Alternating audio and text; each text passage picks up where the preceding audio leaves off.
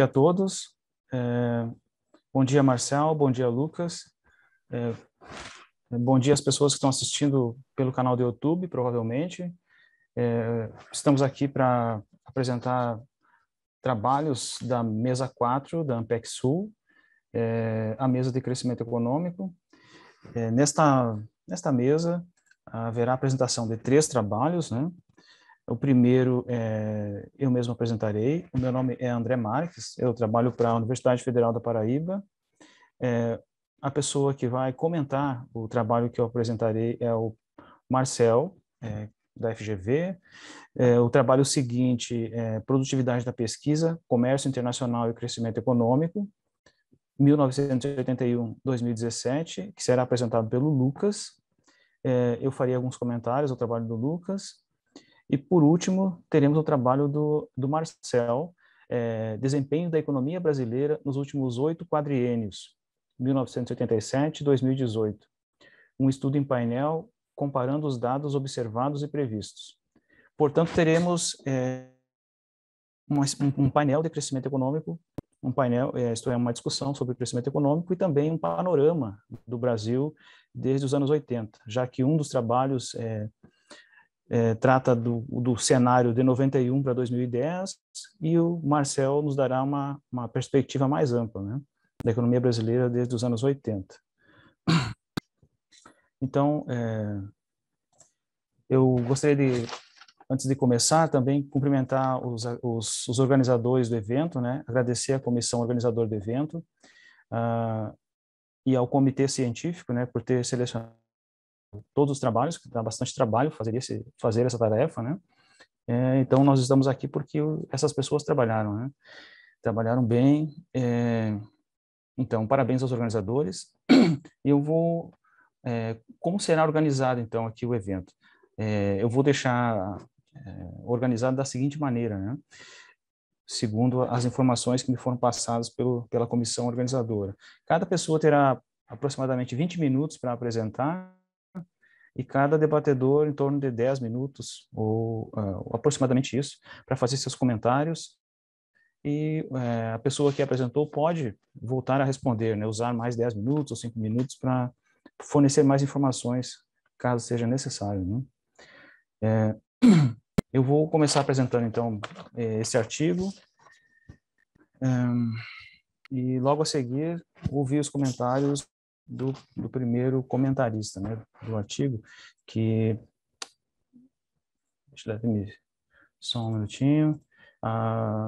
É o Marcel, certo? O Marcel será o comentarista desse primeiro trabalho. Então, vou começar apresentando esse trabalho. Deixa eu compartilhar a tela aqui com todos. Vai estar compartilhado. Bom, esse trabalho aqui é simplesmente um trabalho de economia aplicada, basicamente ressuscitando uma questão que tem algum interesse e algum apelo público no Brasil, certo? O Brasil é um país conhecido no mundo como um país que tem uma distribuição de renda bastante desigual. Então, o trabalho, digamos assim, essa discussão estava mais focada em publicação de periódicos, né? Quando eu escrevi esse trabalho, eu já escrevi com a intenção de trazer a público esse assunto, certo? Então, eu achei essa oportunidade de submeter para congresso, então, para, digamos assim, incentivar outras pessoas a também estudar esse assunto, né? É um trabalho que tem limitações, tem muitas limitações, certo? Porque, por exemplo, eu utilizo apenas uma medida de desigualdade, né? Que é o índice de Gini, que é a medida mais geral que existe, que eu conheço, pelo menos. Mas, para quem estuda esse assunto aqui, é uma medida bastante limitada, né? Só para indicar que, por exemplo, nas páginas iniciais do handbook do professor Atkinson e Bourguignon, são listadas e estudadas 6 medidas diferentes, né, de desigualdade de renda. Então, eu estou utilizando apenas uma, e bastante limitada, mas também tem suas virtudes, né. É normalmente utilizada nesta literatura que será referida ao longo da apresentação, né. Tá? Bem, o título do artigo, esse título grande em inglês, mas é fácil de traduzir. Então, o artigo faz a seguinte pergunta: desigualdade pessoal de renda é favorável ou desfavorável para o crescimento econômico subsequente no Brasil? Evidência empírica adicional, utilizando todas as cidades do Brasil, ou dados de todas as cidades do Brasil. Tá? Bem, a motivação inicial do trabalho é esse fato observado aqui. Se consigo separar aqui da tela, aqui. Então, nos anos 90 para os anos 2010, o Brasil passou por grandes transformações econômicas e também sociais, e dentre elas, a abertura econômica, estabilização dos preços com o Plano Real, né? Uma estabilização sem recessão, vocês todos lembram disso, mas eu não sei se são todos dessa época, né? Mas foi uma estabilização que não gerou confisco de ativos e nem desemprego, né? Pelo contrário, houve um superaquecimento da economia, o salário real cresceu substancialmente, o desemprego caiu abruptamente, né? E o país saiu de uma recessão e de hiperinflação para um regime, digamos assim, de maior crescimento econômico e baixa inflação. Isso certamente contribuiu para a queda do Gini. Onde que nós observamos essa queda aqui? Isso aqui são dados das 5.564 cidades brasileiras, que são observados em 91 e 2010. Então, o que eu fiz aqui foi simplesmente ajustar uma densidade aos dados no ano de 91, que é a linha cheia aqui, certo? A linha cheia. E depois ajustei uma densidade aos dados no ano de 2010, que é a linha tracejada. E aí, então, nós observamos um afastamento, né, da direita, um deslocamento da direita para a esquerda em toda a densidade, né, toda a distribuição aqui. Então, a média foi deslocada, né, de 0,52 para 0,49 no Gini. E quando você testa para a igualdade das médias aqui, utilizando um teste T, por exemplo, o teste do Coxon, rejeita-se a hipótese nula de igualdade.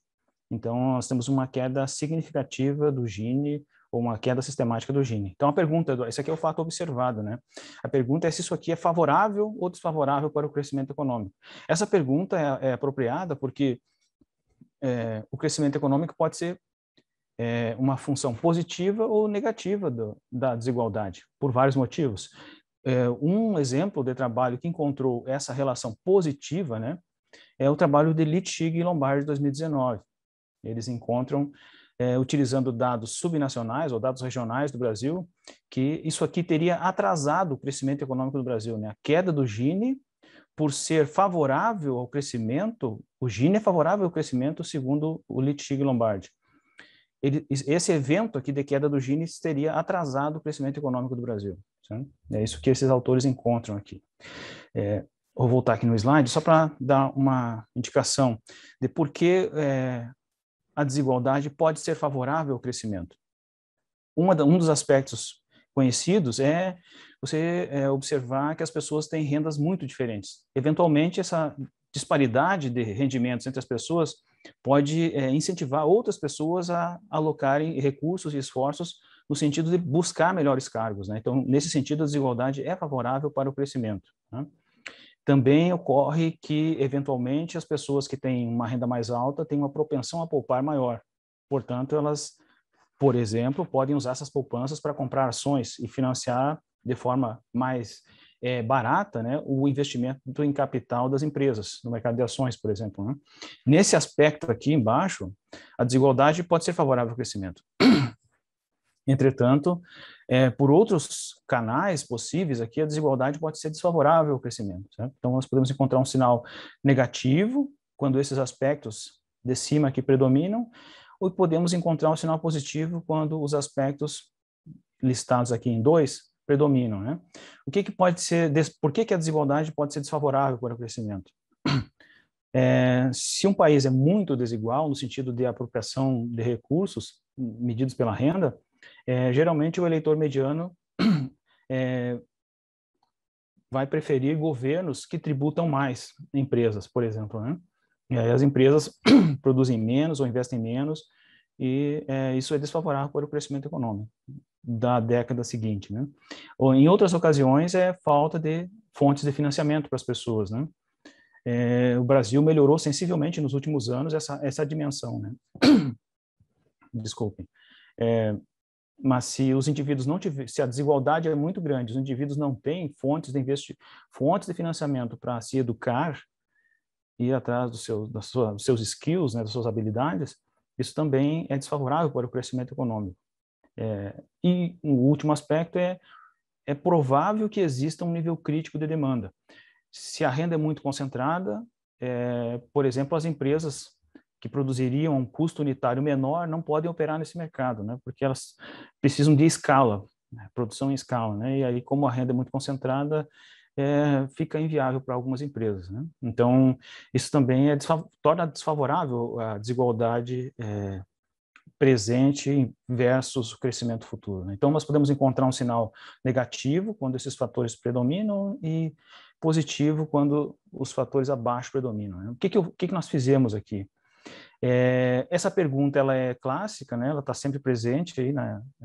Entre as pessoas, desde os economistas clássicos, mas existe hoje uma qualidade de informação melhor e também métodos melhores, né? Que permitem a pessoa refazer as contas e tirar conclusões mais precisas sobre esse tópico, né?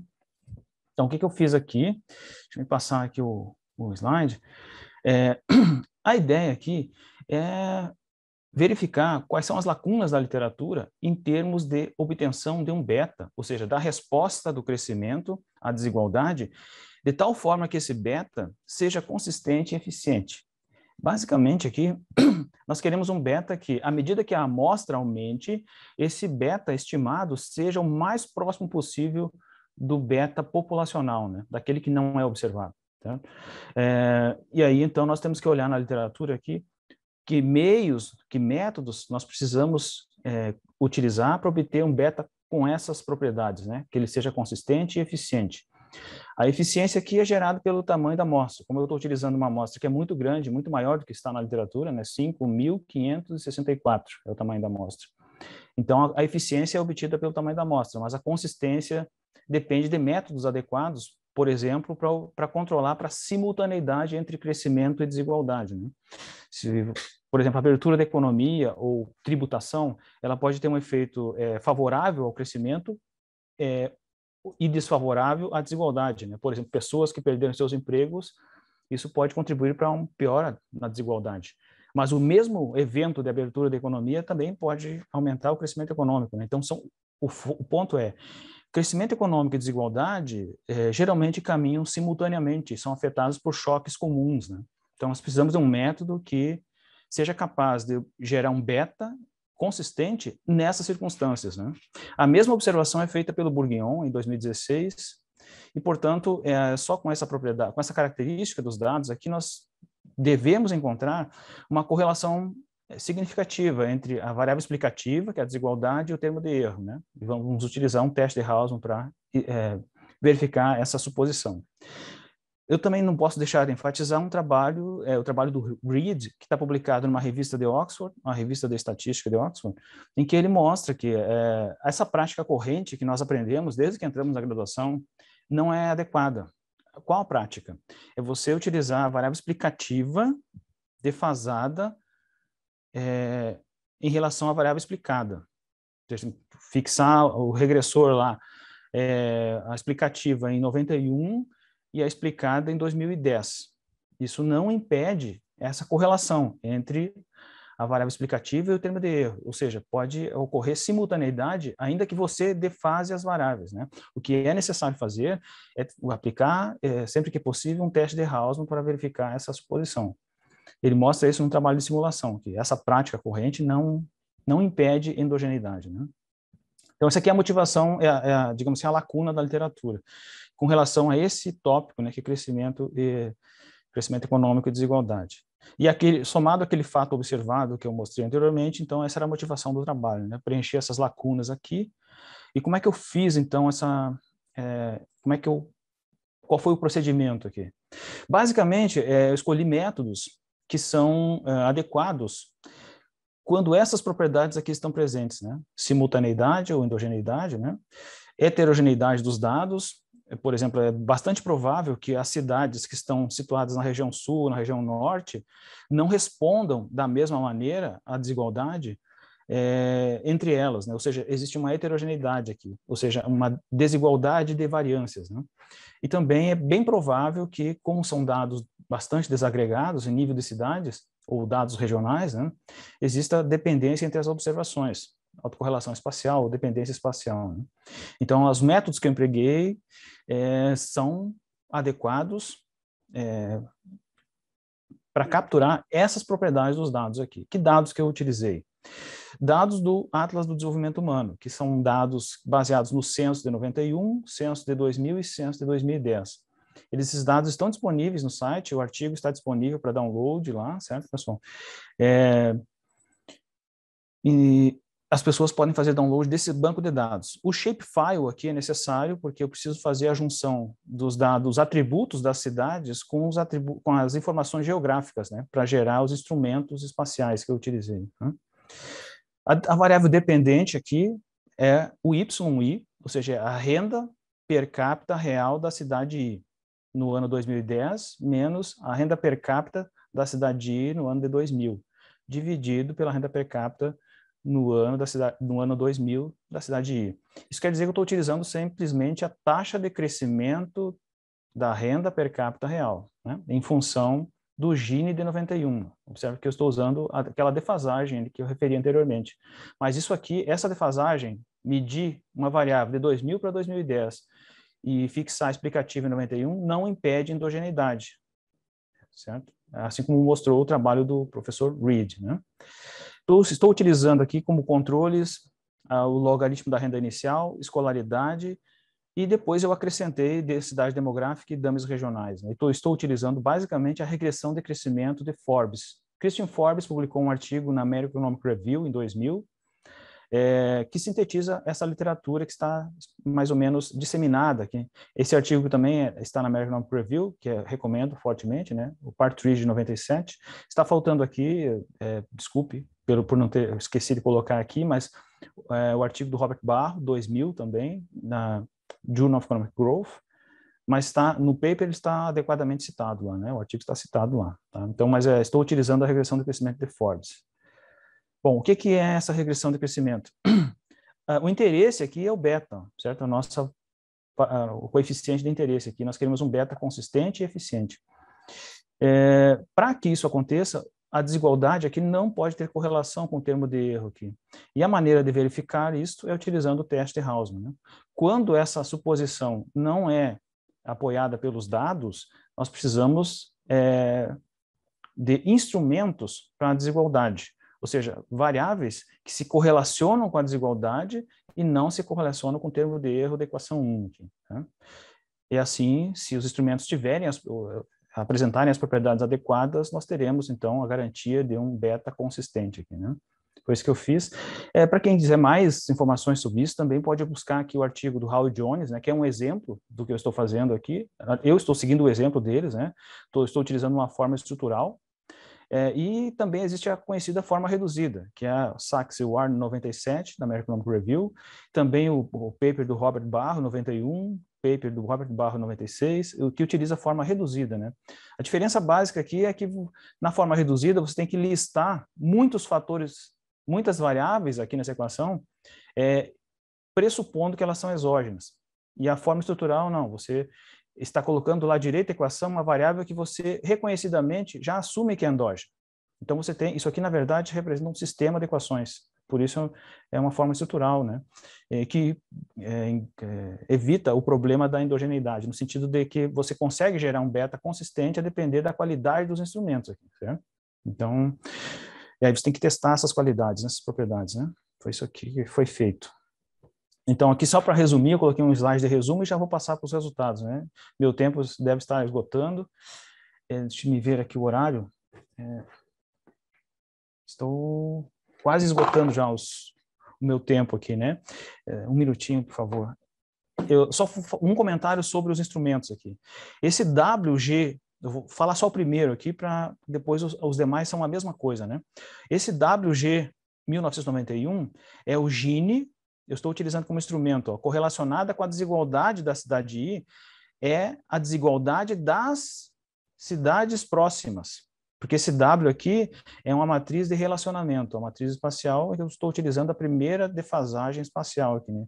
Quando eu pré-multiplico a variável Gini de 91 por uma W, que representa a ligação entre as cidades, eu crio um vetorzinho coluna que mede a média da desigualdade na vizinhança, que é correlacionada com a cidade I, porque os dados apresentam correlação espacial. Então, todos esses instrumentos aqui têm essa característica, né? E essa forma de criar instrumentos está descrita aqui no Journal of Econometrics 2010, por exemplo, né? Kelly e Pruha 2010. Tá? Bom, resultados gerais aqui, né? Então, em todas as estimativas que foram feitas, o teste de Hausmann rejeitou a hipótese nula a 1%, ou seja, o beta obtido por OLS é sempre inconsistente e enviesado, né? Então ele não é adequado para esses dados do Brasil a nível de cidades, né? O p-valor do teste de Sargan é sempre maior que 10% em todas as estimativas. Então os instrumentos utilizados são adequados, são válidos, né? E o teste F para informar se os instrumentos são fortes ou não são fortes, tem problema de instrumentos fracos, né? Se os instrumentos não forem muito correlacionados, eles precisam ser bastante correlacionados com a endógena, né? Todos os casos, eles geraram uma estatística F maior que 10, o que indica que eles não têm o problema de instrumentos fracos na minha amostra, né? E também utilizei matriz de covariância para erros heterocedásticos, né? Conclusão geral aqui é que o beta é significativo, negativo, e ele é consistente e eficiente aqui para esses dados do Brasil, certo? Então, conclusão básica do trabalho é: a desigualdade pessoal de renda é desfavorável para o crescimento econômico futuro no Brasil, com dados desse tamanho, uma amostra de tamanho grande, né? 5.564 cidades, a 1% de significância, utilizando variáveis instrumentais. Métodos usados. Eu utilizei um modelo básico. No modelo básico, eu não coloquei as dummies regionais e a densidade demográfica, e no modelo ampliado, incluí dummies regionais e densidade demográfica. Deixa eu colocar aqui embaixo os resultados. Esse gráfico também fiz para facilitar a interpretação, né? Talvez eu não tenha tempo para falar das tabelas, acho que não vai dar tempo, certo? Mas eu posso indicar aqui, ó, que se você utilizar um LS, você não vai encontrar, para os dados brasileiros, nenhuma correlação entre desigualdade pessoal de renda e crescimento econômico, utilizando aquela prática que se faz, né? Você defasa a explicativa em relação à explicada, né? E fazendo esse procedimento com LS, supondo exogeneidade, homocedacidade e independência, não há nenhuma relação entre desigualdade pessoal de renda e crescimento econômico. Mas se você utiliza instrumentos adequados, depois de aplicar o teste de Hausmann, porque ele rejeita a exogeneidade, certo? Aí você encontra uma correlação negativa, tanto na média da distribuição condicional, que são essas três retas negativamente inclinadas no meio, quanto nas caudas da distribuição aqui, certo? Por exemplo, esse aqui é o 90º percentil, e aqui embaixo, a corzinha cian, é o 10º percentil da distribuição, tá? Vou passar para as conclusões aqui, tá? Porque não dá mais tempo para mim, infelizmente. O que foi encontrado nesse trabalho, então? Que na média condicional, aqui, para cada ponto de queda do Gini, a década seguinte, você tem uma associação para cada ponto de queda no Gini, você tem associado, em termos de crescimento econômico, 2,5% para a década seguinte.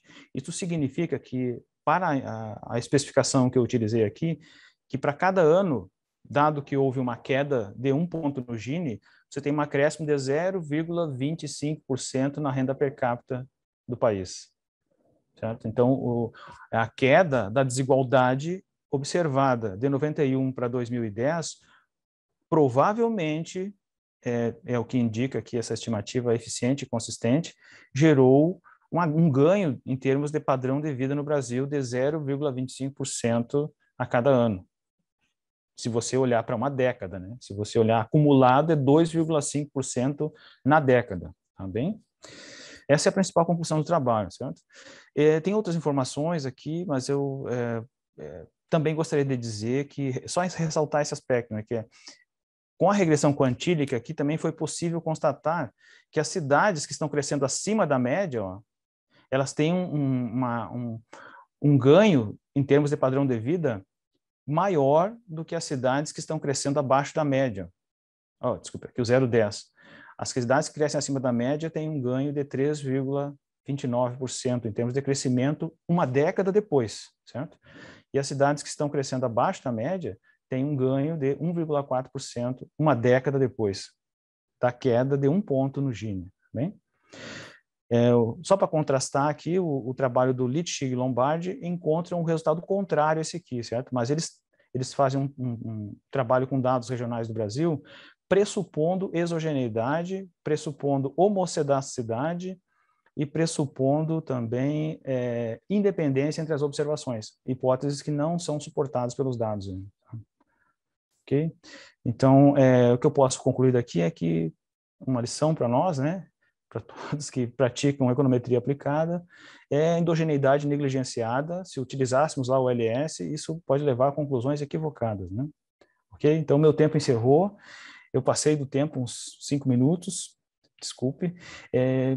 Preciso ouvir alguns comentários. Acho que vou parar de compartilhar minha tela aqui para poder passar. Acho que o colega pode compartilhar a sua tela, se quiser fazer comentários, né? Eu não sei. Deixa eu ver quem é a pessoa. É o Marcel, né? Marcel, Bom dia, André. Bom dia, Marcel. Tudo bem? Não, pode finalizar, por favor. Então, já finalizei. Se você tiver algum comentário, eu gostaria de ouvir sobre o trabalho. Se você teve tempo disponível para ler esse trabalho, você tem alguns comentários para fazer? Sim, deixa eu só compartilhar minha tela aqui. Sim, pois não. Primeiro, André, queria te parabenizar muito pelo trabalho, é muito interessante.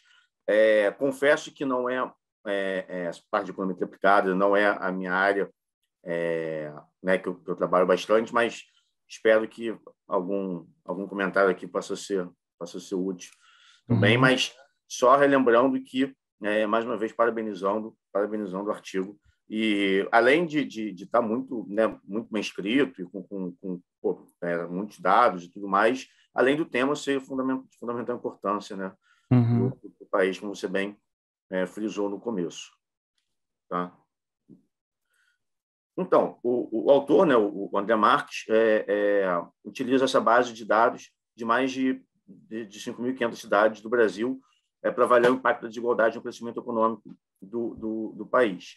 Segundo um outro artigo, né, que você comentou bastante, maiores níveis de desigualdade estão associados ao maior crescimento econômico subsequente no Brasil. Beleza.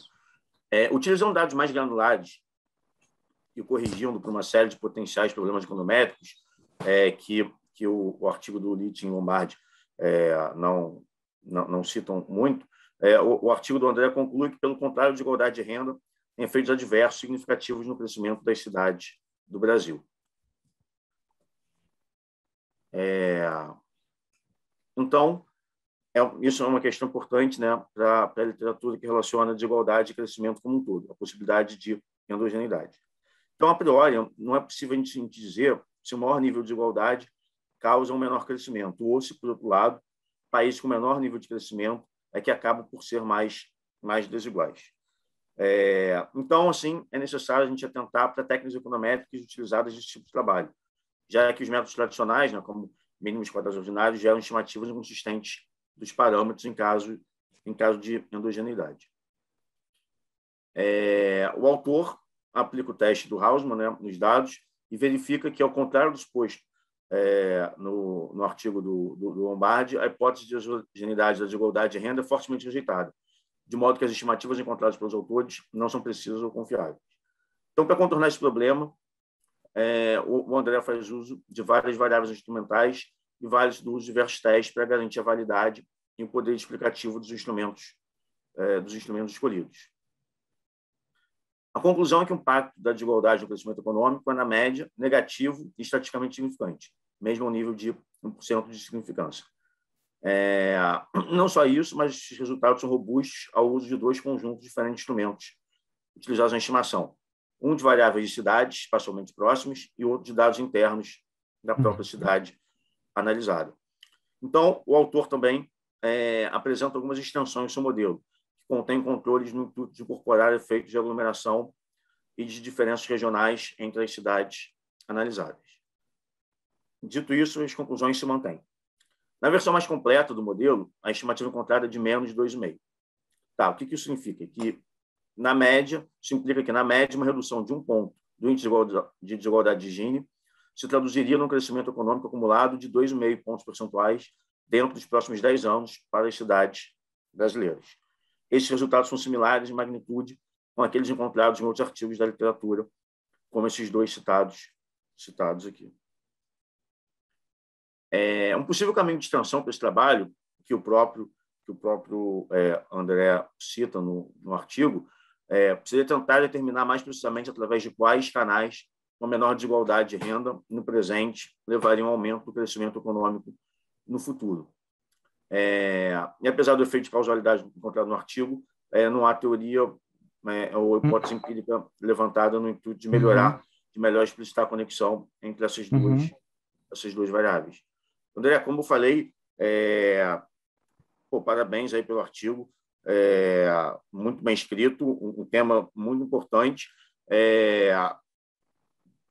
Como eu não sou muito especialista nessa parte, né, algumas coisas podem ter fugido um pouco, mas, parabenizo. Eu posso, né, meus contatos estão aqui, eu posso depois te mandar essa apresentação também, esses comentários por e-mail, mas deixa eu só interromper o compartilhamento.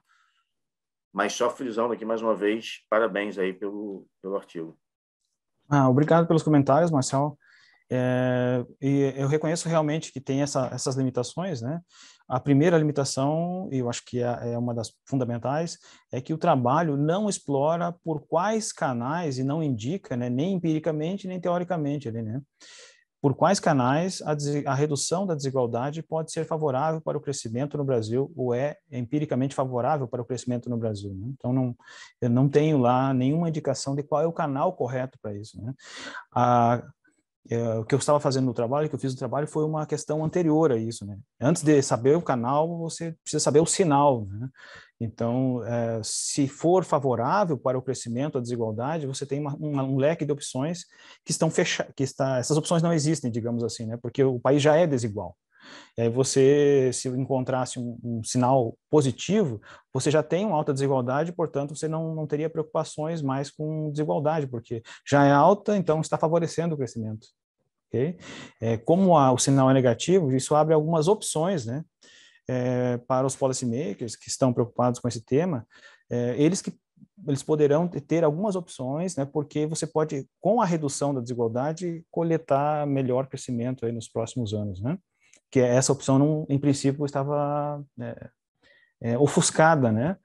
Porque o artigo que eu citei está publicado num periódico de alto impacto, né? O fator de impacto é bastante alto. Então, acho que eu queria, o objetivo também era esse, era trazer a público essa discussão e utilizar uma metodologia que era mais adequada aos dados, aparentemente, né? É isso que eu queria fazer. Então, obrigado pelos comentários. Temos que passar para o próximo trabalho. Deixa eu ver aqui qual é a programação. O título do próximo artigo é Produtividade da Pesquisa, Comércio Internacional e Crescimento Econômico, 1981-2017. O autor é Lucas Assis Atílio e o professor Mauro Rodrigues, da USP. Então, eu acho que ele pode compartilhar a tela, Lucas, se você quiser compartilhar. Esse artigo, ele se originou da disciplina que eu fiz de econometria com o professor Naércio, na USP mesmo, Naércio que vai apresentar amanhã. O Mauro, que é meu orientador de doutorado, ele viu um potencial nesse artigo, a gente trabalhou, modificou algumas coisas e deu origem a esse artigo que eu vou apresentar. A produtividade da pesquisa é um termo do modelo de Homer. É o mesmo Homer que ganhou o Nobel de Economia no ano 2018, se eu não estou enganado. Esse modelo dele é do ano de 1990. O Bloom et al. Mostra que essa produtividade da pesquisa ela não é um fator fixo ao longo do tempo, como a literatura de crescimento econômico sempre a tratou. Então, ela se modifica ao longo do tempo. Então, eu incorporo essa nova informação, eu utilizo o comércio internacional para argumentar que uma forma dessa produtividade atingir o crescimento é pela via do comércio internacional. Ou seja, ele seria o canal de transmissão da influência entre essas variáveis. Falando. Desculpe, Lucas, você pode repetir, por favor, que houve um travamento aqui na internet. Não sei o que aconteceu aqui. Só repetir da última frase, por favor. A última frase foi que o comércio internacional ele funciona como o canal de ligação entre a produtividade da pesquisa com o crescimento econômico. Certo. Uma breve... o que me incentivou, em parte, a escrever esse artigo é que tem a crítica do Prescott, realizada em 98, de que, segundo ele, a literatura não tratou ainda da forma adequada a PTF. Em geral, ela é só tratada como resíduo do modelo de solo, o que inicialmente foi o próprio solo que mostrou, e depois ela sempre foi tratada como apenas esse resíduo.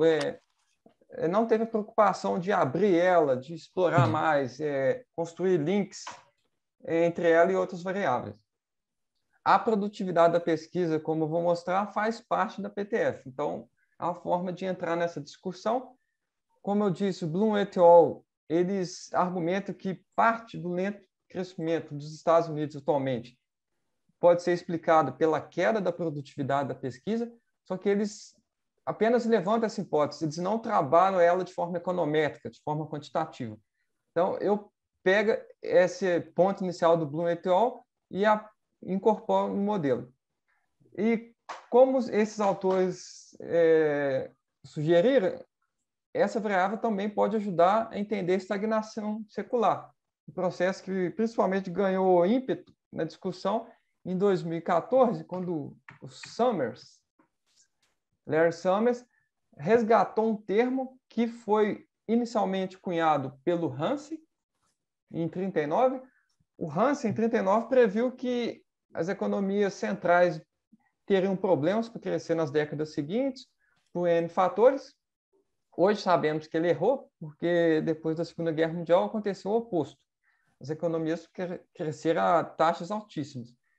Mas o Summers resgata esse termo e argumenta que, por causa de fatores de oferta e de demanda, de oferta, por exemplo, a queda do crescimento populacional, menor progresso tecnológico, do lado da demanda, insuficientes níveis de investimento em capital humano e infraestrutura, ambos fatores contribuem para gerar economias que têm dificuldade de crescer. Voltando aqui na introdução, como eu disse, vou usar o comércio internacional como canal de ligação entre essas duas variáveis, o método de dados em painel, período de 81 a 2017, por causa da forma que eu obtenho a produtividade da pesquisa, ela limitou meu período temporal, não deu para aumentar. Vou utilizar duas amostras e a estratégia de tratar a endogeneidade da produtividade da pesquisa, eu sigo esse trabalho do Aguillon e companhia, Vander Bush, Aguillon e McGeer. Eu também vou tratar o comércio internacional usando instrumentos nele. Os resultados mostram que eu tenho a relação positiva da produtividade da pesquisa com o crescimento econômico. Mas isso somente ocorre quando eu uso o comércio como canal de ligação. Eu vou mostrar nos resultados que quando eu não utilizo o comércio, eu não consigo essa relação positiva. Essa tabela aqui mostra a taxa de crescimento da renda per capita de algumas economias selecionadas. Eu optei pelas que recebem o foco na discussão de estagnação secular. Estados Unidos, Japão, que é um dos casos mais emblemáticos, desde a eclosão da sua bolsa imobiliária e acionária na década de 90, ele tem mostrado muita dificuldade de crescer. A zona do euro, após a crise subprime dos Estados Unidos, também tem mostrado essa dificuldade. E a quarta coluna aqui eu coloco a economia mundial apenas por curiosidade. O que pode ser observado em comum nessa tabela é que a taxa de crescimento tem se reduzido cada vez mais desde a década de 60. Eu não consegui período antes por causa da limitação do Banco Mundial, que ele não fornece dados antes da década de 60. Na tabela 2, eu tenho a taxa de crescimento da PTF, a qual pode ser observado que também se reduziu significativamente, com destaque no Japão. Ela até apresentou valores negativos no ano que iniciou a sua bolha e deu início ao processo de lento crescimento da renda. Essa equação aqui, a primeira parte é o modelo de Homer. Esse Azinho é a ponto é a geração de ideias. Esse A é o estoque de ideias. O HA é o capital humano, o número de cientistas e pesquisadores. E a produtividade da pesquisa é essa letrinha aqui. No modelo de Homer, ele usa essa equação. Ou seja, é um fator fixo, a produtividade da pesquisa. O Bloom et al. Apenas altera levemente essa equação. Eles isolam a produtividade da pesquisa e mostram que ela varia porque aqui no numerador eu tenho a taxa de crescimento de ideias. Em geral, a proxy desse numerador é a taxa de crescimento da PTF. Uma proxy reconhecidamente imperfeita porque a PTF engloba várias coisas. Não só a tecnologia, mas é o que tem até agora. No denominador é o capital humano, cientistas e pesquisadores. Então, a produtividade da pesquisa ilustra, por pesquisador, o quanto de aumento de ideias que eu tenho. E Bloom et al. Mostra que é decrescente para os Estados Unidos, essa variável. Eu pego essa variável e aplico nos países do G7, mais a China, aqui na tabela 3. Eu também faço isso para a minha segunda amostra, que é de 35 países, países da OCDE. Eu mostro que, por exemplo, aqui no G7, essa produtividade da pesquisa se reduziu significativamente ao longo do tempo também, para todos os países. Inclusive para a China, que tinha um valor muito alto nas décadas de 90 e 2000, ainda continua alto, mas a tendência é decrescente. E esse valor negativo é por causa do numerador dessa equação, que pode ser negativo. Então, por isso que eu tenho valor negativo.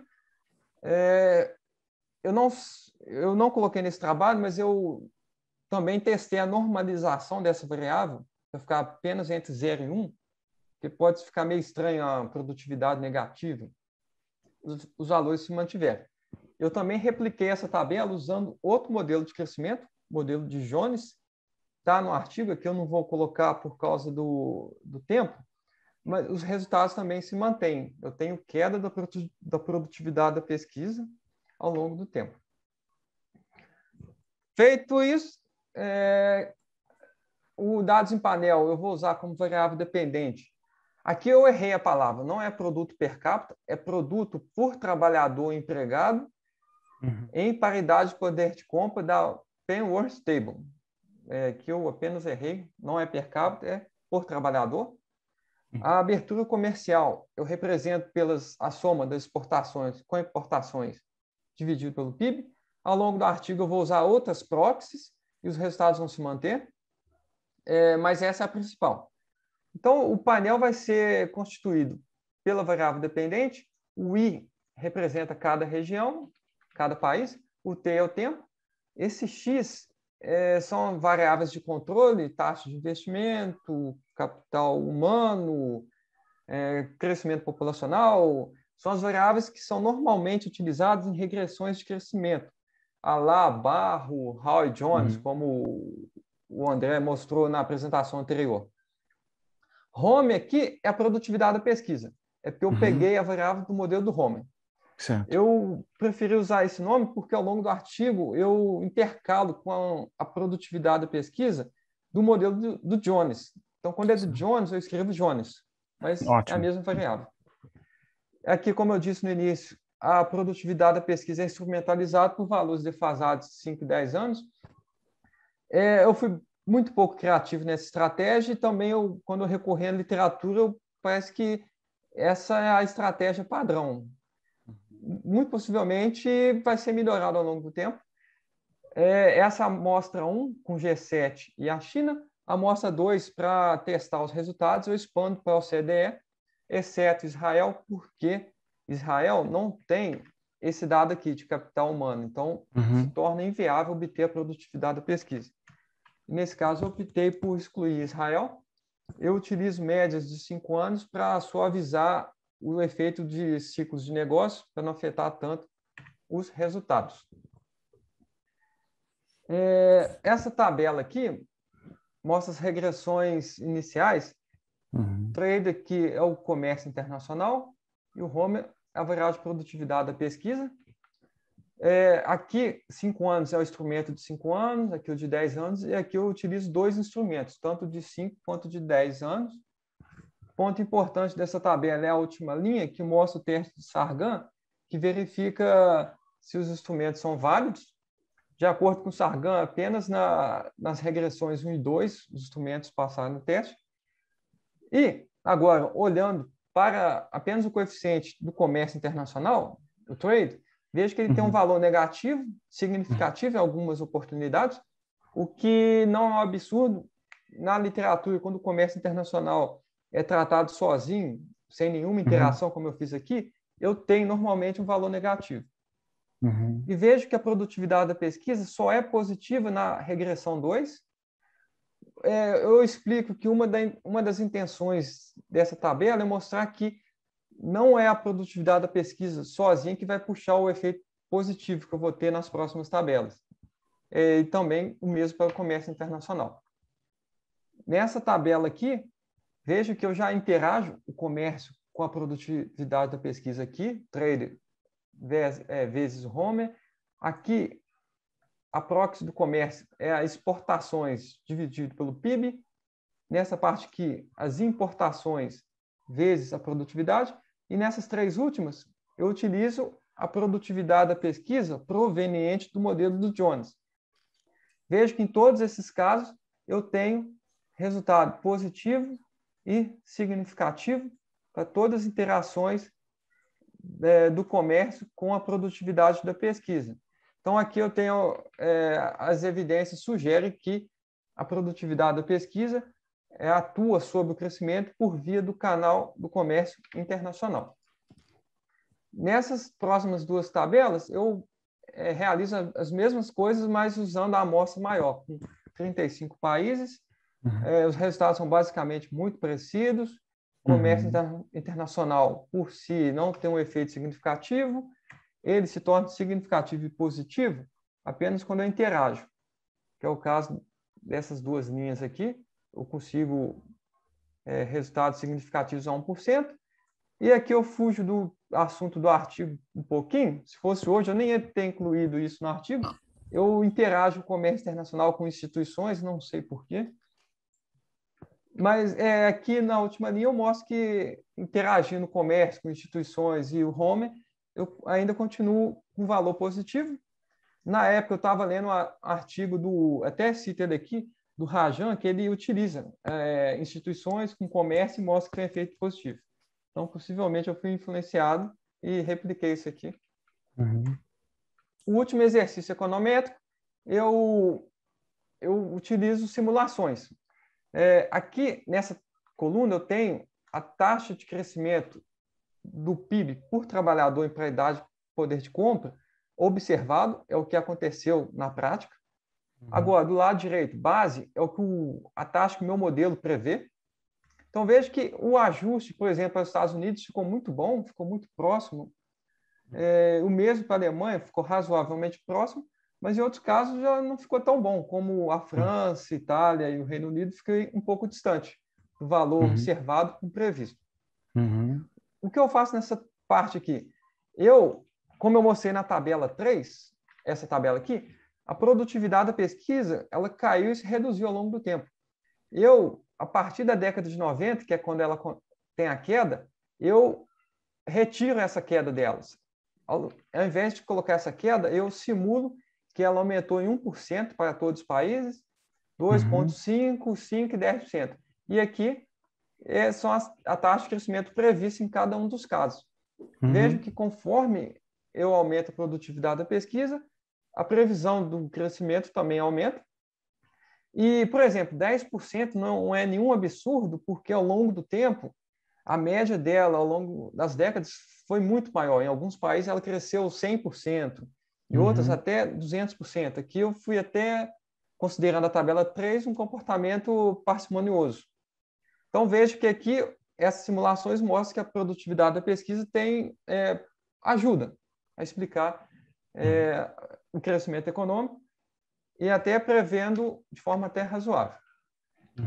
Conclusões, aqui eu realço algumas contribuições.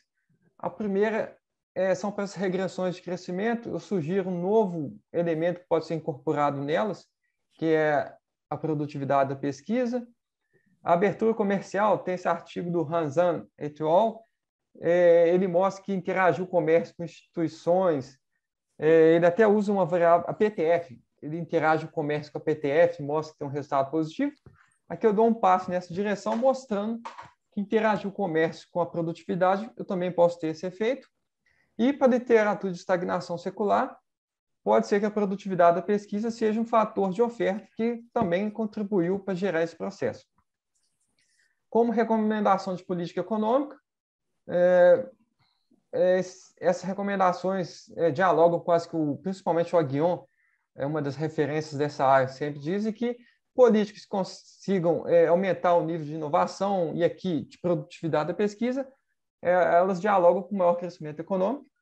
E para a pesquisa futura, o que faltou nesse artigo é incorporar efeitos spillover, provenientes da PTF, o que é muito difícil de captar isso usando dados em painel, o mesmo para a produtividade da pesquisa.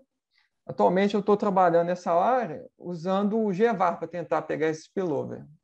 Mas aqui eu mostrei que em dados de painel também eu tenho um resultado que pode ser interessante para a literatura.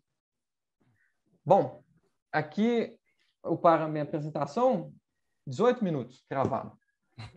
Deixa eu interromper aqui. Certo, Lucas.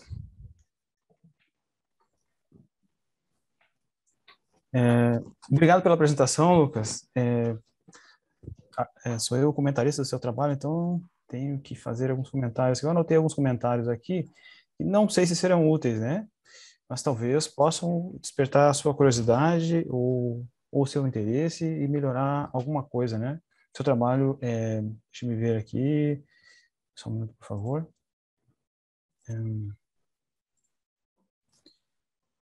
Eu li seu trabalho.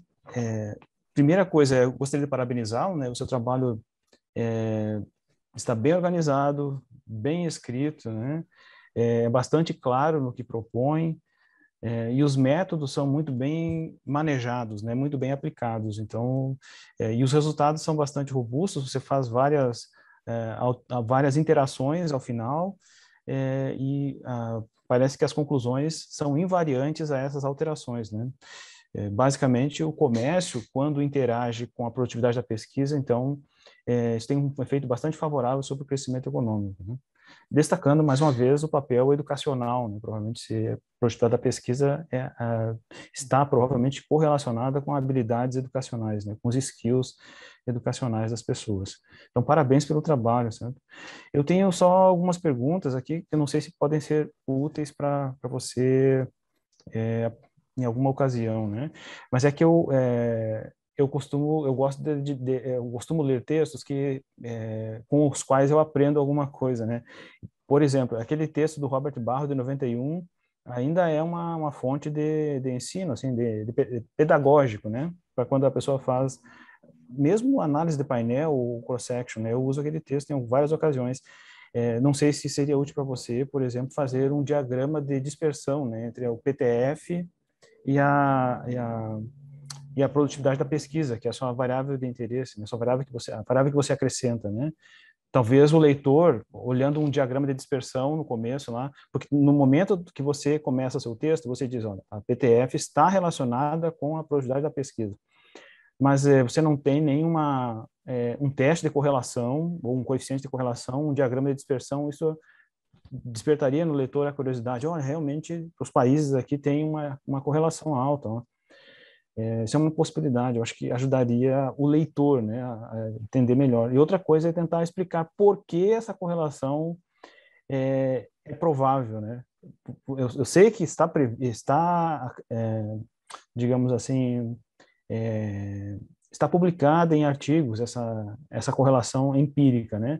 Mas será que existe alguma explicação mais, digamos assim, em que você consiga explicar o canal pelo qual essa correlação pode existir? Por exemplo, então, a pergunta seria do tipo, em que medida a eficiência geral na utilização dos fatores é explicada pela produtividade da pesquisa? Como que se dá essa... Porque a PTF é isso, certo? A eficiência com que os fatores são utilizados na economia. Isso essa medida é afetada por uma série de coisas, inclusive má alocação de recursos do Estado, tributação excessiva, ou coisa do gênero, tudo isso afeta essa variável que é a PTF e que é uma variável fundamental para longo prazo, né, para crescimento econômico e melhoria do padrão de vida. Agora, talvez valesse a pena você incluir uma frase dizendo como que a produtividade da pesquisa ajuda a melhorar a eficiência na utilização dos fatores de produção. Sei lá, pode ser pela via educacional, pela accountability, alguma coisa do gênero, não sei, mas talvez valesse a pena colocar uma frase sobre isso. Outra coisa que me ocorreu é que eu já li outros artigos que utilizam as despesas de pesquisa e desenvolvimento como índice de produtividade ou de tecnologia, de intensidade tecnológica. Será que isso não, essa medida de pesquisa e desenvolvimento não seria alguma coisa a ser incluída no seu modelo em algum estágio? Não sei.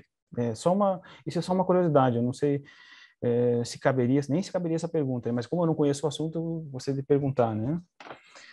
Porque eu já vi em vários artigos pessoas estudando crescimento econômico e usar a despesa em pesquisa e desenvolvimento feito pelas empresas, né? Como medida de intensidade tecnológica das empresas ou inovação, coisa assim, né? Não sei se isso se relaciona diretamente com o que você pesquisa, né? É sim, já até usei. Ah, tá. Eu usei Já no lugar do capital humano, no denominador é. que é a Isso, então, eu produtividade. pensei isso, então... legal. Bom, e outra pergunta, outro comentário é sobre o artigo do Steiger e Stock, a revista Econométrica de 97, volume 65, né? Eles recomendam que que a pessoa utilize em geral uma regra de bolso, que é a estatística F do primeiro estágio da regressão, 10 ou maior que 10, né? Isso é uma indicação de que os instrumentos que não tem problema de instrumentos fracos. Eu vi que você não colocou nada disso assim nas suas tabelas. Talvez isso pode ser feito, porque é só você fazer a regressão da sua endógena versus os instrumentos no primeiro estágio e as exógenas, né? E aí ver qual é o valor da estatística F, se ela é maior que 10, você acrescenta nas suas regressões, pode ajudar para dizer que seu trabalho não tem problema de instrumentos fracos, né? Que é a baixa correlação ou correlação insuficiente, né? Entre os instrumentos e a endógena, né? Outra coisa que eu observei no seu trabalho é que você fez o teste do Pesaran, né? Um teste para dependência de cross-section, e tudo indica que rejeita-se a hipótese nula de ausência de dependência de cross-section, é isso? Isso. Então, nesses casos, eu não sei, também uma pergunta, não seria adequado você utilizar um estimador em que que o fator fixo seja variante no tempo? Imagina o Mi do painel, né? Mi é o efeito fixo, efeito não observado, certo? Uhum. A gente geralmente assume que ele é fixo no tempo, que ele é constante. Ele varia por indivíduo, mas não varia no tempo, né? O Mi, tá certo? Uhum. Que é o que você utilizou. Agora imagina se esse Mi pudesse variar por indivíduo e no tempo. Ele captaria fatores não observados que estão variando no tempo. E isso controlaria para algum grau de endogeneidade também, né? E controla também para dependência de cross-section. E o trabalho que faz isso está publicado na Econometric Theory, volume 28, página 590 e 628. E os métodos estão disponíveis em R, né? Então, eu testaria se isso não vale a pena, porque esse seria o método para você controlar para a dependência de cross-section. Já que você rejeitou a hipótese de ausência de dependência de cross-section, você usaria por exemplo, né? Esse é um método possível de ser utilizado para esses casos, né? Ô, André, qual que é? Volume 28? Econometric Theory, volume 28. As pessoas chamam de KSS Estimator. É um estimador de Knipe e mais 2 autores. Econometric Theory, de 2012, a publicação, né? está implementado em R, né? Então, por isso que, não sei se você utiliza esse software, mas tem disponível em R. Então, eu posso ajudar, se você, qualquer coisa que eu disse aqui, eu posso ajudar. Se você precisar de alguma coisa, eu fico à disposição, certo? Ah, tá, Então, ótimo. se você tem algumas coisas que você queira responder, não precisa responder todas as perguntas que eu fiz, porque são muitas curiosidades, né? Mas você tem alguma, se você quiser responder alguma delas, eu ficarei aqui aguardando você me responder. Rapidamente, eu Sim. gostei da sugestão do diagrama de dispersão da PTF com a produtividade, colocar um teste de correlação, eu tenho que dar mais informações para o leitor, concordo, e explicar um pouco como que acontece essa correlação, também concordo. Posso colocar também a despesa que pesquisa e desenvolvimento, nem que seja no anexo, mostrando que o resultado se sustenta. E realmente faltou o teste do Stoke de 97, colocar lá, eu vou colocar nas tabelas, do FMOC 10, e essa última eu achei ótima, da revista Econometric Theory. Eu vou olhar. Muito boa essa sugestão. Acho que obrigado, então, Lucas, pela apresentação. Deixa eu ver aqui a programação, o que nós temos pela frente aqui. Agora, nós temos uma apresentação do Marcel Balaciano, da FGV, e do professor Samuel de Abreu Pessoa. Trata-se de um artigo que fornece um panorama aí do crescimento econômico do Brasil desde final dos anos 80 até 2018. Então, eu passo a palavra ao Marcel, que fará a sua apresentação. Certo, obrigado, André. Vou só aqui compartilhar a tela. Só fazer aqui alguns comentários, né, iniciais. No momento, eu estou de subsecretário municipal de Desenvolvimento Econômico e Inovação do Rio de Janeiro, então eu estou licenciado do IBRA, Instituto Brasileiro de Economia, da Fundação Getúlio Vargas. Eu fui pesquisador lá na área de Economia Aplicada por 8 anos, ainda sou, né, mas no momento eu estou licenciado. Esse artigo foi feito enquanto eu ainda estava lá, no ano passado, com o professor Samuel Pessoa, que é lá do IBRA também. Tá? Então, esse artigo desempenho da economia brasileira nos últimos 8 quadriênios, 87 a 2018, um estudo em painel comparando os dados observados e previstos, meu e do Samuel. Beleza.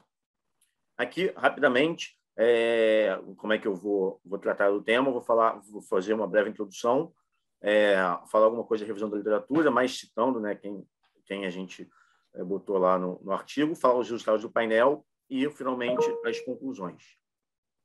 Tá, então, começando aqui a introdução. De acordo com o CODAS, o Comitê de Adaptação de Ciclos Econômicos, ligado ao IBRE, o Brasil passou por 10 recessões desde a década de 80, sendo as duas últimas a forte recessão brasileira, né, entre o segundo trimestre de 2014 e o final de 2016, e a pandemia em 2020.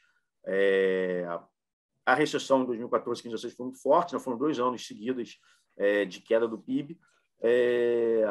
Um ponto importante sempre a frisar, nos últimos 120 anos, né, ou seja, desde 1900, tem uma série do IPEA-Data que tem o PIB anual, a taxa real de crescimento do PIB do Brasil desde 1901, somente 2 oportunidades que o PIB caiu por 2 anos consecutivos. Em 30 e 31, logo depois da crise de 29, e agora em 2015 e 16, né, fruto dessa forte recessão que o país passou. Depois dessa recessão, a gente também entrou numa recuperação lenta e gradual, 2017, 2018. Aqui, esse trabalho, né, se encerra em 2018. Então, a taxa média do último quadriênio, 2015-2018, que compreendeu os governos de Dilma e Temer, foi perto de menos 1%, a mais baixa ao longo da série histórica. Pegando essa série histórica, né, desde 1900, fazendo uma média móvel de 4 anos,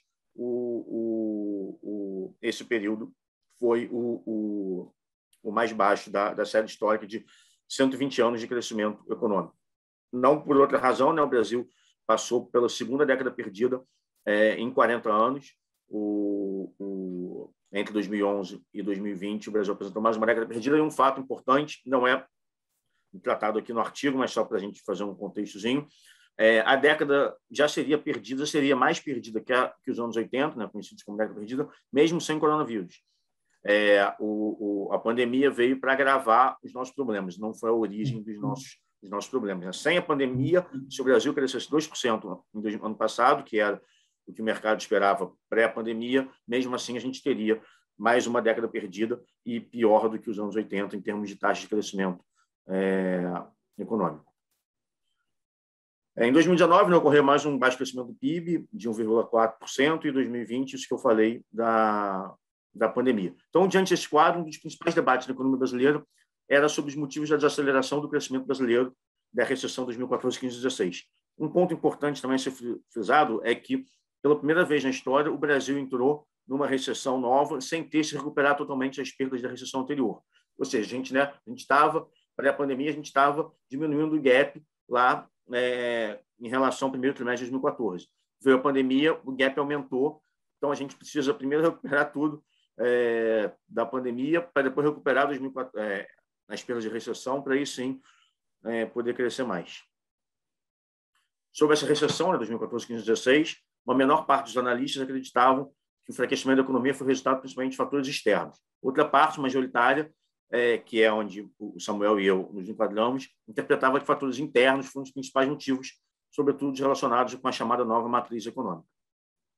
Então, o objetivo desse artigo é analisar, por meio de um estudo de dados em painel, o desempenho da economia brasileira a partir da década de 80 até 2018, separado por quadriênios e períodos de 8 anos.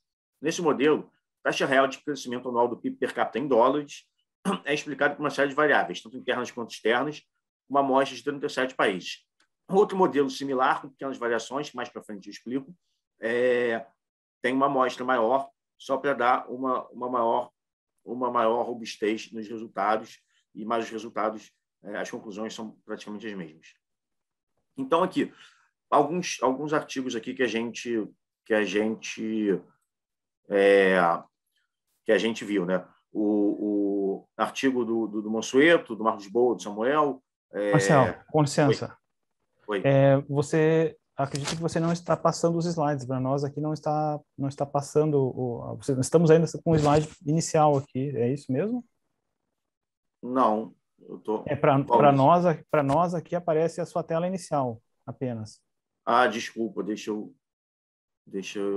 ver alguma coisa aqui. E agora?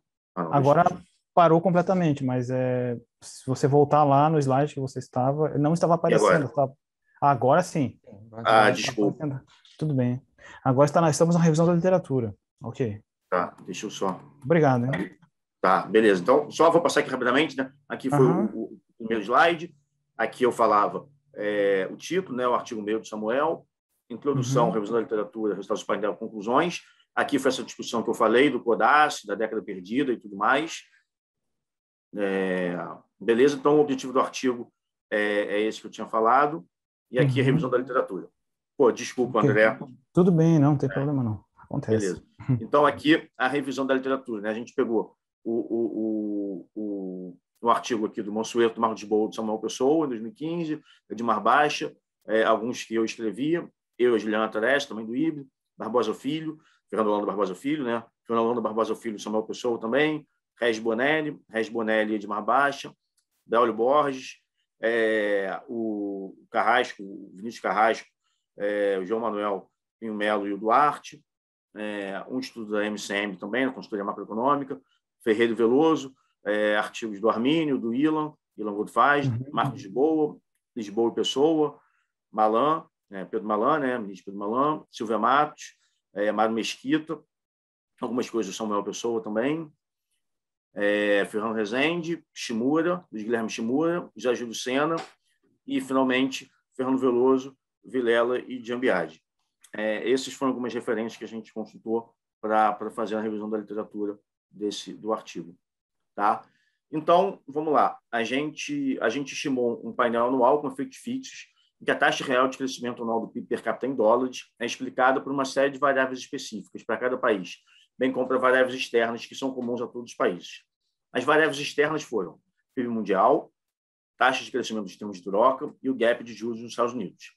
As variáveis domésticas foram PIB per capita defasado em um ano, taxa de investimentos, consumo do governo, juro real, que é o juro nominal médio de política monetária, né, menos a inflação média anual, e uma DAME dos anos de recessões no Brasil.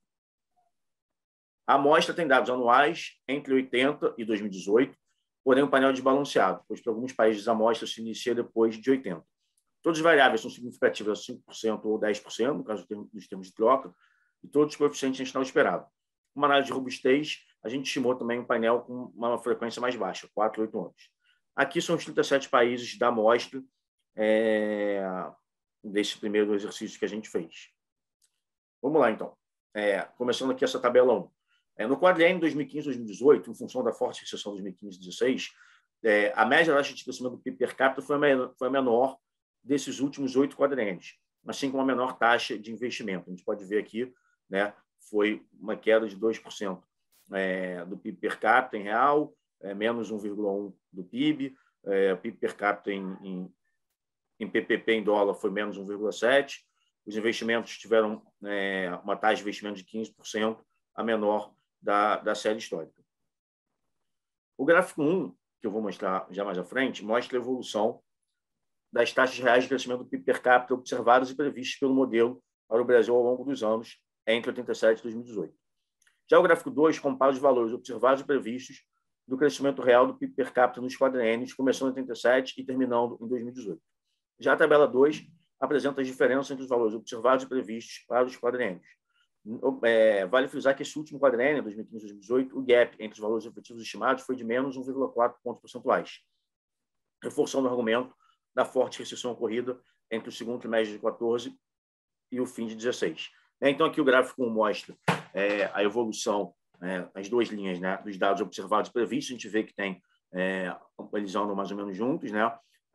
A tabela 2 mostra o separado para esse período de 4 anos, o quanto foi observado e o quanto foi previsto. E aqui na tabela 2 tem as diferenças. A gente vê aqui que no 2015-2018, né, enquanto a gente teve uma queda de 1,7% ao ano em média do PIB per capita em dólar, o modelo estimava que a queda deveria ser de menos 0,3%, ou seja, uma estagnação. Né? No quadriênio 87-90, houve um recuo de 1,5% dos dados efetivos, quando o crescimento veio de 0,8%. No quadriênio seguinte, o PIB per capita cresceu 1,1%, diferentemente do que o modelo indicava. Então, a gente, tirando das datas e indo para os mandatos presidenciais, né, vamos lá. No governo Fernando Henrique, nos 2 mandatos, os dados estimados pelo modelo foram em linha com os dados efetivos, bem como no primeiro mandato do ex-presidente Lula. A diferença de meio ponto percentual, sendo que os dados efetivos do governo Fernando Henrique foram maiores que os previstos no Lula 1, ocorreu o contrário. Beleza.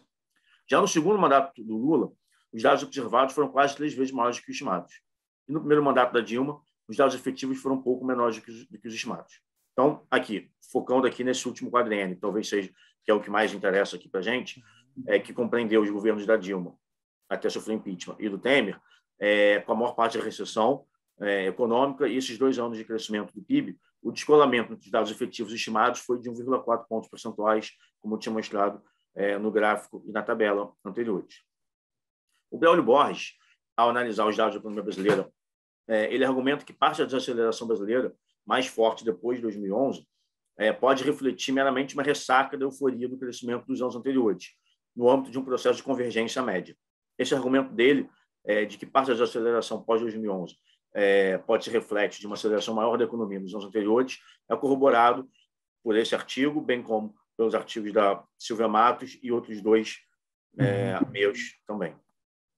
Então, fazendo a agregação do modelo anual dos períodos de 8 anos, a gente observa que entre 87 e 94, a diferença entre os dados observados e previstos foi de menos meio, já que houve um recuo médio de 0,2% contra um crescimento previsto de 0,3% em média.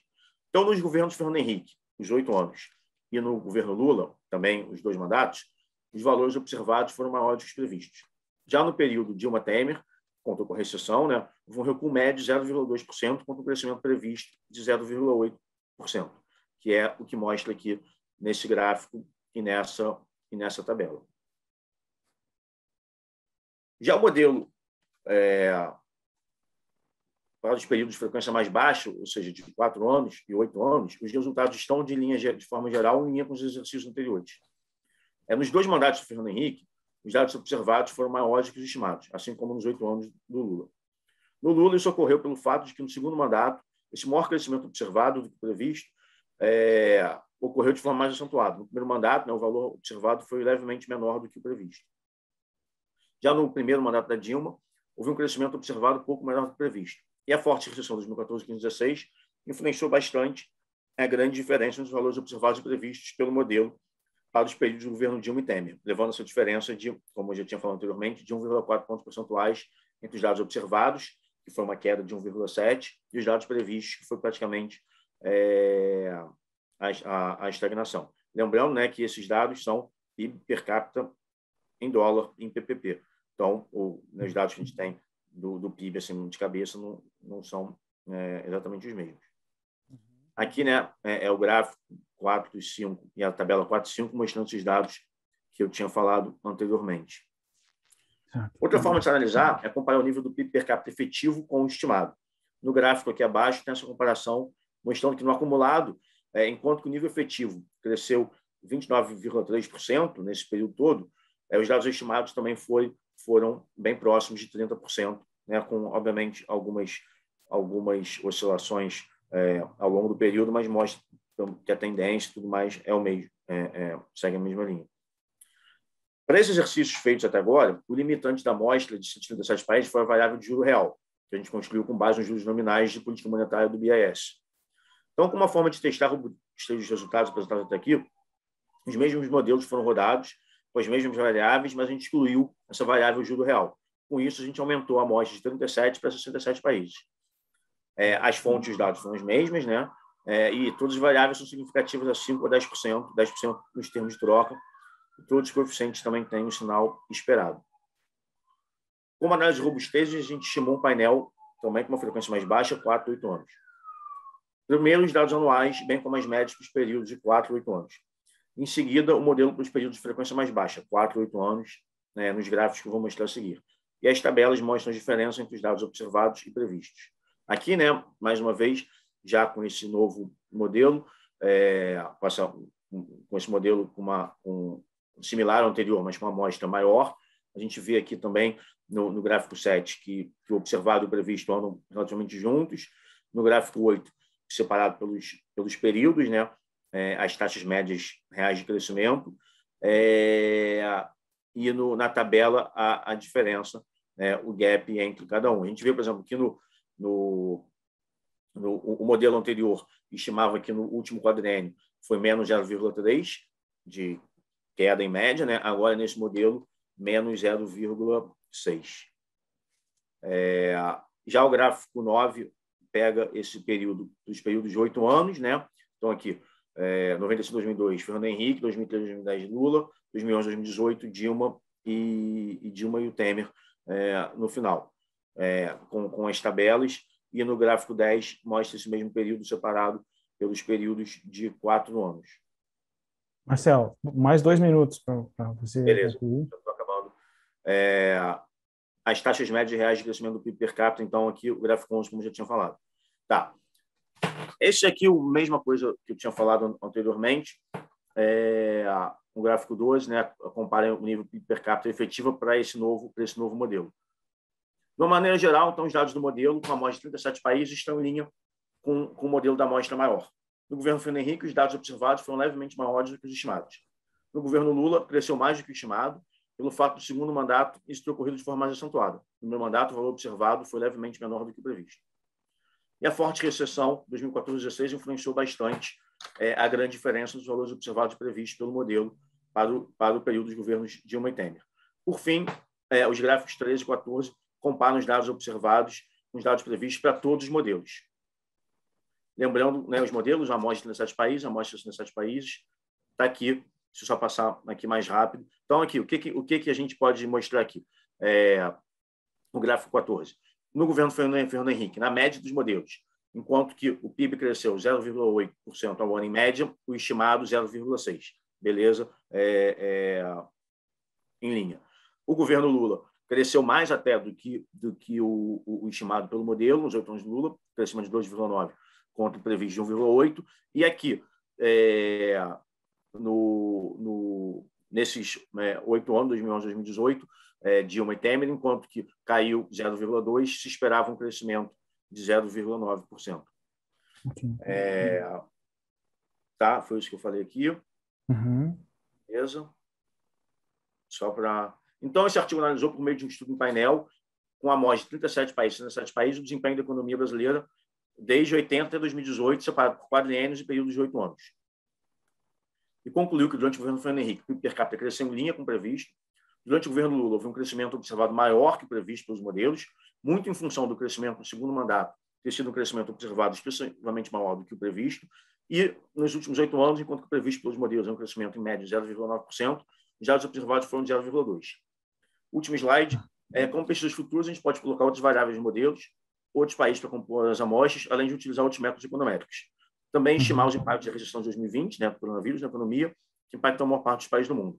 E, conforme os dados forem saindo, a gente avançar isso para o quadriênio 2019-2022. Obrigado a todos. E desculpa pelo passeio, acho que 2 minutinhos. Obrigado pela apresentação, Marcel. Acredito que o Lucas tem algum comentário a fazer sobre o seu trabalho. Sim, Lucas? Marcel, parabéns pelo trabalho. Eu gostei da leitura. O tópico eu gosto muito, tenho muito interesse em aprofundar nesse tópico e até futuramente fazer um artigo. Então, o seu trabalho me ajudou, me mostrou uma forma de fazer pelos resultados. Parece que o modelo está bem ajustado, mostrou valores próximos com o observado em muitos momentos. Os comentários que eu tenho aqui eles são mais sugestões para dúvidas que eu tenho e talvez poder ajudar um pouco mais. Eu imagino que o seu artigo já está bem fechado. E pelo que eu vi na nota de rodapé, uma turma de pessoas qualificadas também já ajudaram a melhorar o artigo. Então, mesmo assim, eu vou dar uns comentários. O primeiro, eu não acho muito importante, mas eu sempre recebo ele de pareceristas, que tem parágrafos muito grandes no seu artigo, para tomar um pouco de cuidado. Por exemplo, da página 5 para 6, tem um parágrafo com 41 linhas. É muito grande. Outro ponto que eu sou chamado a atenção é o número de rodapés, notas de rodapé. O seu artigo teve 34, mas talvez eu imagine que foi por causa das 20 páginas de limitação em estratégia. Então, mas eu sempre recebo esse comentário às vezes. Agora, comentários um pouco mais técnicos. Eu fiquei na dúvida por que vocês não usaram como variável dependente o PIB por trabalhador em paridade de poder de compra. Tem na P-Worth Table. Vocês usaram o PIB per capita, não por trabalhador. Tem alguma explicação ou foi só por... Não tem só por usar mesmo. Não, pode então, como sugestão, a gente pode também usar como PIB por trabalhador também. Vale a pena. Eu vejo alguns trabalhos de crescimento que alguns autores consideram a proxy mais refinada para mostrar o aumento padrão de vida, mas ok. Eu fiquei na dúvida, o que é o consumo do governo no seu modelo? É o consumo do governo do PIB mesmo. Não é em proporção com o PIB? Oi? Não, em proporção do PIB. Em proporção do PIB. Ah, então eu fiquei na dúvida, porque só está consumo do governo. Desculpa. Tá, então, proporção com o PIB. Outra coisa que eu senti falta é alguma variável conseguindo elucidar instituições ou regime democrático. Por exemplo, como o André citou, desde o trabalho do Barro, ele mostrou que é essencial usar esse tipo de controle. E, dado o tamanho do período temporal, teve muita mudança no Brasil, por exemplo. Exatamente. E, por exemplo, no Polit4 é um site que te dá um índice de democracia, inclusive do Brasil mudou ao longo dos tempos. Eu vi isso semana passada. Outra coisa que eu senti falta, o senhor colocou como avenida de pesquisa futura, por exemplo, o crédito, eu acho que ele é muito relevante, principalmente no período do governo Lula, porque, por exemplo, eu olhei também ontem, no Banco Mundial, em 2003, o crédito dividido pelo PIB para o setor privado era de 28% em 2003. Em 2010, ele subiu para 54%, é quase um aumento de 100%. Então, eu imagino que no Lula, o seu modelo não previu de forma tão próxima o crescimento. Então, talvez faltou considerar alguma especificidade desse período, talvez. eu senti falta de um índice de reforma econômica, que também é muito comum nessa literatura. Eu esqueci o trabalho que usa, mas é fácil de encontrar. É um índice que faz uma média com várias reformas de comercial, financeira, mercado de trabalho, e os autores controlam ele.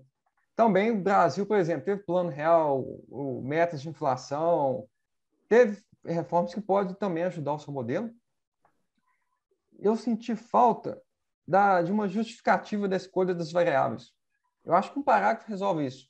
Ficou um pouco teórico. Eu sei que o senhor usou a revisão de literatura, mas faltou só fazer um link um pouco mais próximo. Por que essas variáveis? Uma dúvida. Por que o PIB mundial que o senhor colocou não deveria estar em taxa de crescimento? Sim, mas acho que está, não está não? Pelo que eu entendi, ele está em nível.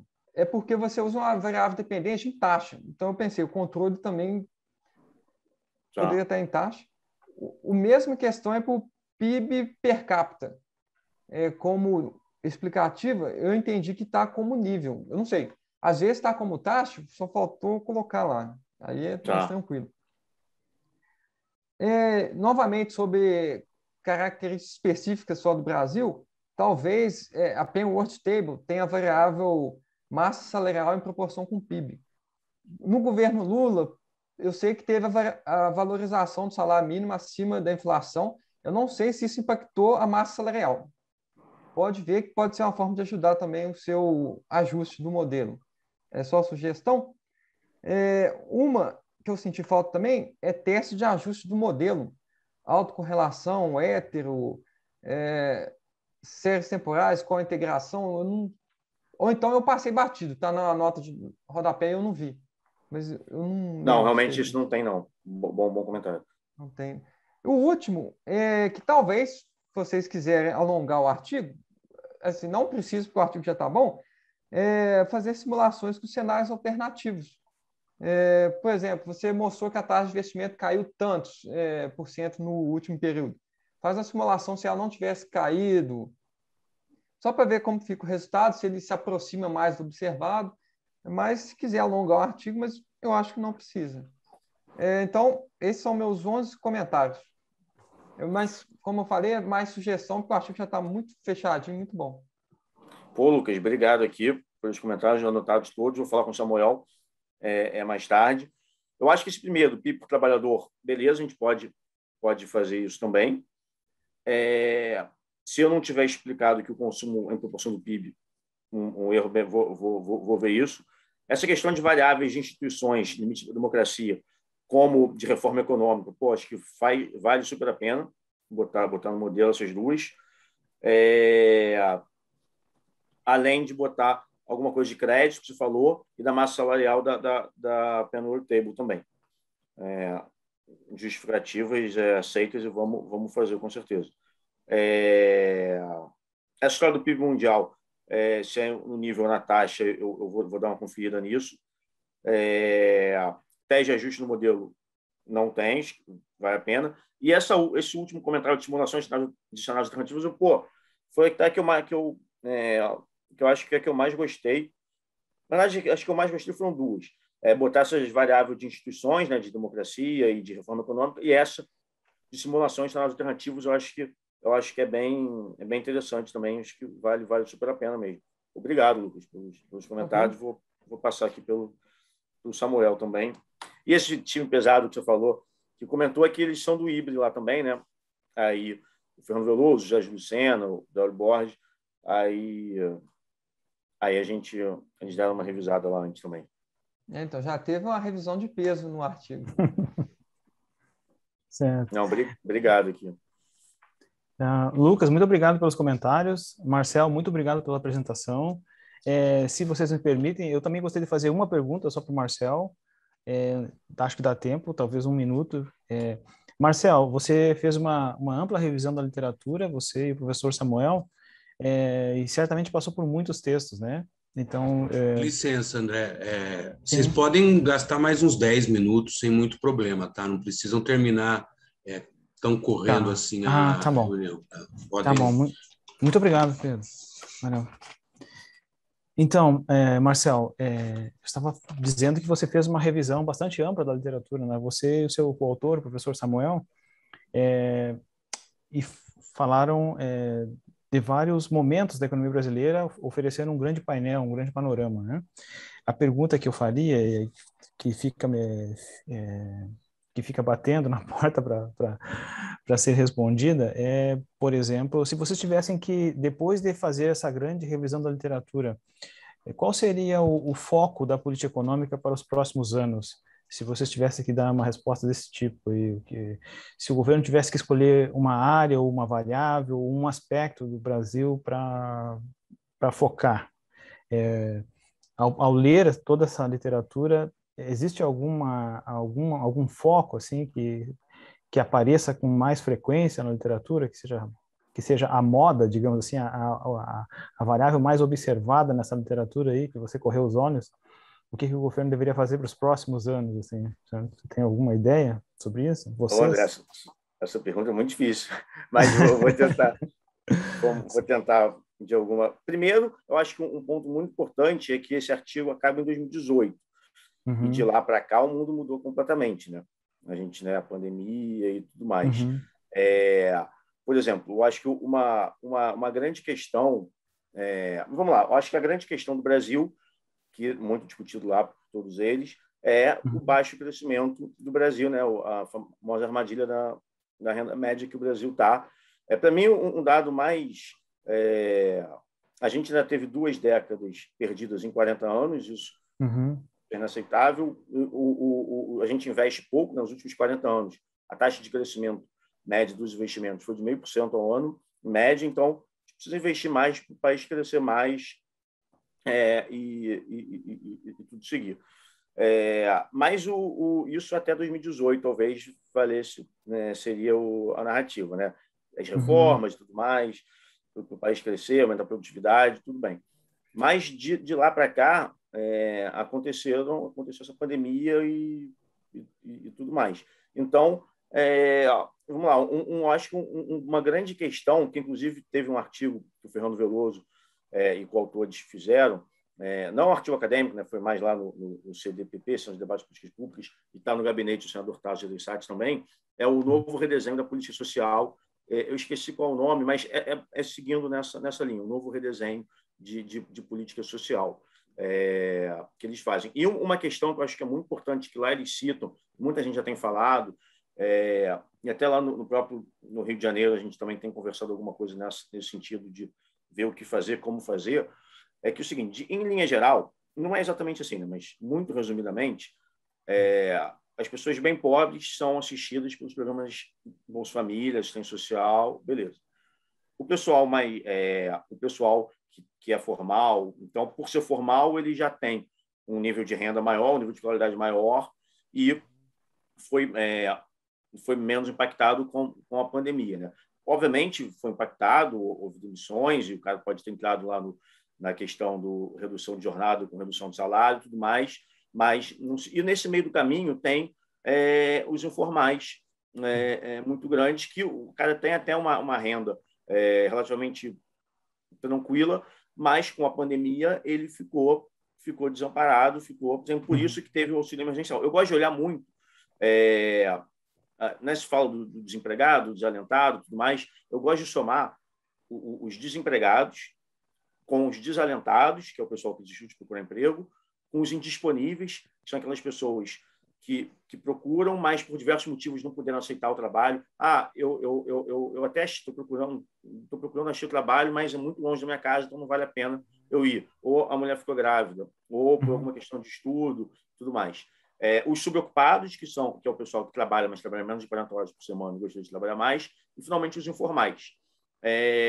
Isso tudo, pré-pandemia, dá quase 70 milhões de brasileiros, 65, 68.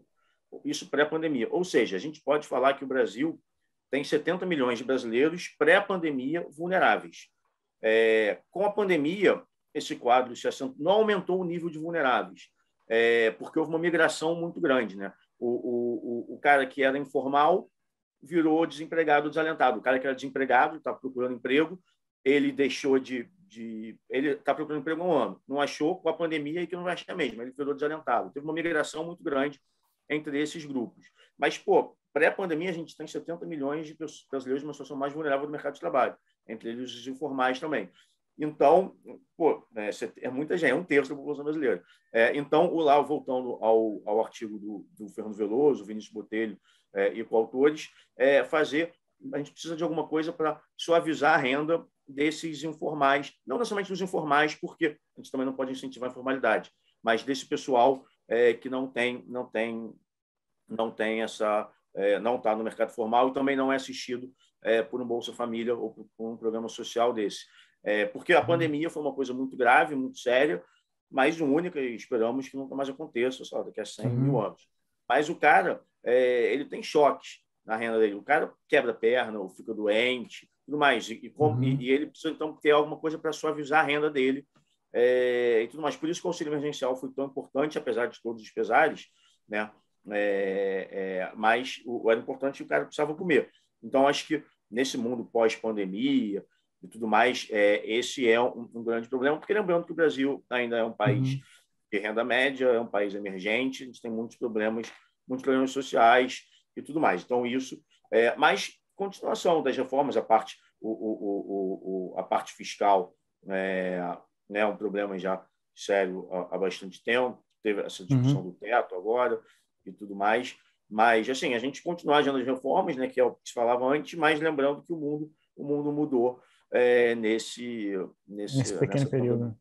Digamos assim. Obrigado pelos comentários, Marcelo.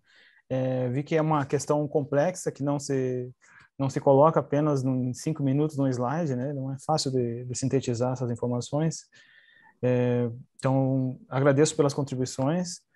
Acredito que estamos com o nosso horário já no limite aqui. Então, eu gostaria de encerrar essa mesa, agradecer mais uma vez aos organizadores do evento, né? 24º Encontro de Economia da Região Sul, que nesta manhã organizamos aqui nesta mesa, apresentamos 3 artigos, né? E fizemos algum debate sobre o conteúdo desses artigos. E essas imagens provavelmente ficarão disponíveis para as pessoas buscarem as referências. Também os artigos estão disponíveis, né, no site do evento, no site da Ampec Nacional. A pessoa vai lá no Ampec Sul e procura essas informações. Também gostaria de dizer que, caso alguém tenha interesse, pode mandar e-mail para os autores, né? Não sei se eles podem disponibilizar os slides, né, em algum momento. Os meus slides estão disponíveis, né? E agradeço às pessoas que também estavam assistindo, né? Se tiverem perguntas e que não encaminharam neste momento e gostariam de encaminhar depois por e-mail, né? Então, os artigos que estão disponíveis também, nesses artigos constam os nossos e-mails, né? Eu sempre respondo os e-mails, não sei, acho que o Marcel e o Lucas também respondem. Então, fiquem à vontade para escrever questões ou perguntas ou o que for apropriado, né, numa outra ocasião ou deu mais tarde, né. Obrigado ao Pedro por nos auxiliar com o Zoom aqui, e dou por encerrada essa sessão, então, a mesa 4 de crescimento econômico da Ampec Sul 2021. Obrigado pela participação de todos. Até breve, Marcel. Até breve, Lucas. E nos falamos aí em breve.